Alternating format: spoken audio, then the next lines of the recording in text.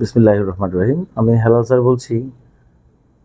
আমার এই ইউটিউব চ্যানেলে আমার মূল উদ্দেশ্য হলো আমার পুরনো ছাত্রছাত্রীরা যারা ইউনিভার্সিটি কলেজে পড়ছো, পাশাপাশি সাধারণ শিক্ষার্থী যারা মেডিকেল পরীক্ষার্থী, কলেজে ভর্তি পরীক্ষার্থী, পাশাপাশি বিভিন্ন প্রতিযোগিতামূলক পরীক্ষা যে আছে, যে এমনকি আইএলটিএসেও যারা পড়াশোনা করছো, তাদের জন্য এগুলো খুব কাজে লাগবে বলে আমি মনে করি। আজকে আমি তোমাদেরকে 10টি ইডিয়ম তার বাংলা এবং ইংরেজি অর্থসহ ব্যাখ্যা করব। প্রথম যে ইডিয়মটা দেখো, খেয়াল করো, যেটা হচ্ছে live live from hand to mouth. এর অর্থ হলো খুব মানে দিনে এনে দিনে খাওয়া। এটা হচ্ছে বাংলা, দিনে এনে দিনে খাওয়া। এটা মানে হলো যে খুব কষ্টে দিনাতিপাত করা। ইংরেজি অর্থ হবে লিভ আ হার্ড আপ লাইফ। লিভ আ হার্ড আপ লাইফ। 2 নম্বর যে ইডিয়মটা সেটা হচ্ছে লিভ নো স্টোন আনটার্ন। এর অর্থ হলো চেষ্টার কোনো ত্রুটি না করা। অর্থাৎ এর ইংরেজি অর্থ হবে ট্রাই ওয়ান্স বেস্ট, সর্বোচ্চ চেষ্টা করা। লিভ নো স্টোন আনটার্ন তোমরা স্ক্রিনে দেখতে পাচ্ছ, শিখে নিতে পারো, এটা তোমাদের কথা ব্যবহার করতে পারো। 3 নম্বর যে ইডিয়মটা সেটা হলো put one's best foot forward. এর অর্থ সর্বোচ্চ চেষ্টা করা, সমার্থক হিসেবে ধরতে পারো। যেমন he put his best foot forward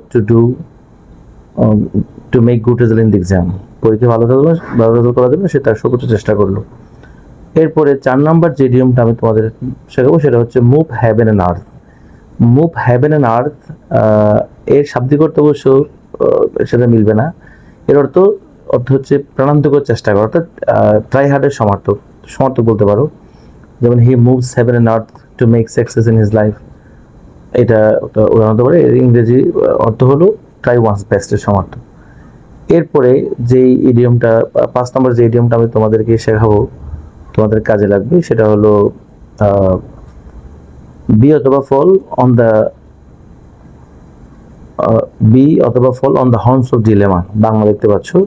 এর অর্থ হচ্ছে উভয় পড়া। উভয় পড়া মানে হলো, একটা বাংলা প্রবাদ আছে যে জলে কুমির ডাঙায় বাঘ। জলে কুমির ডাঙায় বাঘ, অর্থাৎ উভয় পড়া। যেমন তুমি উদাহরণ দিতে পারো, আই হ্যাভ ফলন on the horns of dilemma getting the job. চাকরি পেয়ে আমি উভয় পড়া, কি চাকরিটা নেবো কি নেবো না, এরকম একটা সমস্যা। 7 নম্বর যে ইডিয়মটা আমি তোমাদের জন্য উপকারী মনে করবো সেটা হচ্ছে আফিশ আউট অফ ওয়াটার। অস্বস্তিকর অবস্থায় পড়া। তুমি এমন একটা নতুন ক্লাসে গিয়েছো, সেখানে তুমি কাউকে চিনতে পারছো না, তুমি বলতে পারো in my first class I was feeling like a fish out of water. এরপরে 8 নম্বর ইডিয়ম যেটা আমি তোমাদের জন্য যে সময় লাগতে হবে প্রয়োজন মনে করি, সেটা হচ্ছে ওয়াইল্ড গোস চেস। এটা মানে পণ্ডশ্রম, মানে কোনো কাজ করে কোনো ফল না পাওয়া। ইংরেজি হচ্ছে আনসাকসেসফুল এফার্ট। ইংরেজি অর্থ, বাংলা অর্থ পণ্ডশ্রম। যেমন তুমি তোমার ভাইয়ের পেছনে তুমি অনেক সময় দিচ্ছ, কিন্তু তার কোনো রেজাল্ট আসছে না। তুমি বলতে পারো the time I am spending behind my, অথবা the time I am spending for my brother is just a wild goose chase. একটা বাক্য বানাতে পারো। এরপরে 9 নম্বর যেটা আমরা তোমাদের শেখার জন্য কাজে লাগাতে পারো, সেটা হচ্ছে ফর নাথিং। এটা হচ্ছে অকারণে।